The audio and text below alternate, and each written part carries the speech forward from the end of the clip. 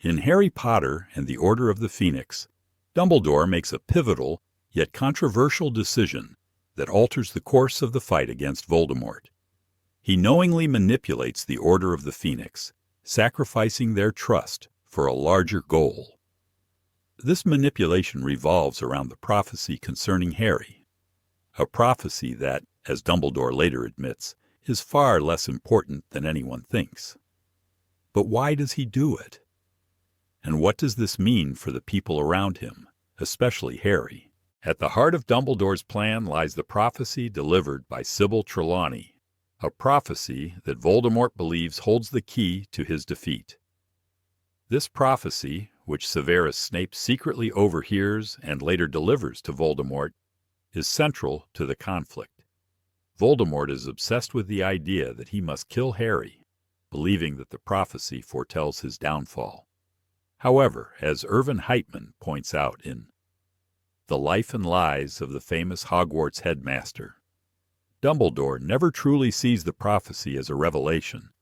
Rather, he uses it as a distraction. Dumbledore's grand strategy, revealed over the course of the series, involves buying time. At the time of the prophecy, Voldemort is fixated on achieving immortality through his Horcruxes, and Dumbledore is racing to find and destroy them. The prophecy, while a tool in the chess game between the two wizards, serves only to keep Voldemort occupied with a seemingly insurmountable threat. Dumbledore knows that Voldemort's fixation on the prophecy will lead him to waste valuable time searching for it, while Dumbledore can focus on his true objective, tracking down and destroying Voldemort's Horcruxes. As Dumbledore later confesses to Harry in Harry Potter and the Half-Blood Prince, "You give too much attention to the prophecy, Harry, J.K. Rowling, Half-Blood Prince."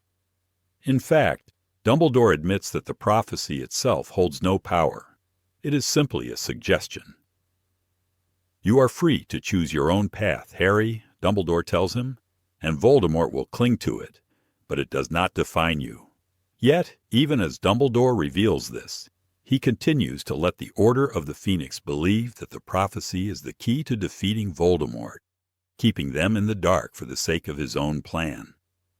The Order, including Sirius Black, believes that the prophecy is a weapon capable of hurting Harry, and they risk their lives for it, never suspecting the truth. Dumbledore's decision to withhold this information is, in some ways, understandable. Throughout the series, he demonstrates a deep mistrust of others. His years of dealing with dark forces and his position as the leader of the Order require him to keep many secrets. But even when lives are at risk, such as when Sturgis Podmore is sent to Azkaban or Arthur Weasley is attacked by Nagini, Dumbledore remains silent. His cold, calculating silence is in stark contrast to the urgency and bravery shown by others in the fight against Voldemort. In the grand scheme of things, Dumbledore is playing a long game. His primary goal is to ensure that Voldemort is eventually defeated, and for that, he needs information. In Half-Blood Prince, Dumbledore reveals his findings about the Horcruxes, information that he has gathered painstakingly over months, even years. He has studied Tom Riddle's past, piecing together the clues that lead him to understand how Voldemort achieved immortality. While the Order fights a war on one front, Dumbledore is fighting a different battle, one that is just as important. But even as Dumbledore gathers this crucial information, he knows that the prophecy is irrelevant. The Horcruxes, not the prophecy, are the key to Voldemort's immortality, and once they are destroyed, Voldemort will be mortal again. Dumbledore realized that Voldemort is not just using the diary of Tom Riddle or Nagini as mere weapons. These objects are crucial to his survival. To defeat him, Dumbledore must destroy these objects. This means that the prophecy, while it drives Voldemort's obsession, is just a distraction, a clever ploy on Dumbledore's part. Dumbledore's manipulation is, at its core, a strategic move. He sets Voldemort on a wild goose chase, allowing him to focus on the prophecy, while Dumbledore quietly works behind the scenes to uncover the secrets of the Horcruxes. This manipulation is not without consequences, though. The Order, dedicated and willing to sacrifice everything for the cause, is left in the dark. They believe they are fighting a noble war, but in reality they are pawns in a larger game. And Harry, who is at the center of it all, is burdened with the weight of knowing that his fate is tied to the prophecy, even though Dumbledore knows it means little. The tragic irony is that the prophecy ends up being destroyed in the battle at the Department of Mysteries. Voldemort's obsession with it leads him to reveal his true self, angry, reckless, and vulnerable.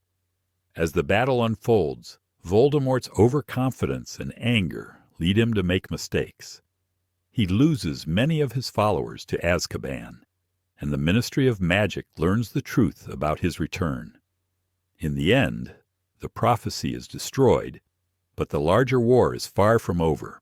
Dumbledore's plan, however, is a success.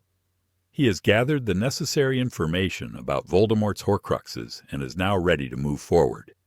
His manipulation of the prophecy may seem cruel, but it ultimately serves a greater purpose. In the end, Harry must face his destiny, but he does so armed with the knowledge and power Dumbledore has secretly provided him.